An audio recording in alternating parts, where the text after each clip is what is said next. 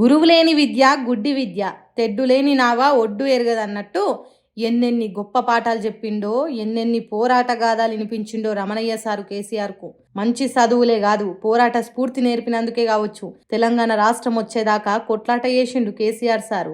అసొంటి రమణయ్య సారు ఈ లోకం ఇడిచిపోయిండు. తను చదువులు చెప్పిన పిల్లగాడు రాష్ట్రాన్ని సాధించితే ఎంత మురిసిపోయిండో కదా రమణయ్య సారు.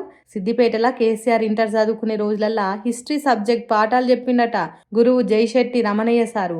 చరిత్రతో పాటు భవిష్యత్తులో ఎట్లా బతకాలి, ఎట్లా పోరాటాలు చేయాలని కూడా చెప్పినట్టున్నది. అందుకే ఏ పిల్లగాడు క్లాసులకు వచ్చినా రాకున్నా కేసీఆర్ మాత్రం ఒక్కరోజు కూడా తను పాఠం వినకుండా ఉండకపోయేదట.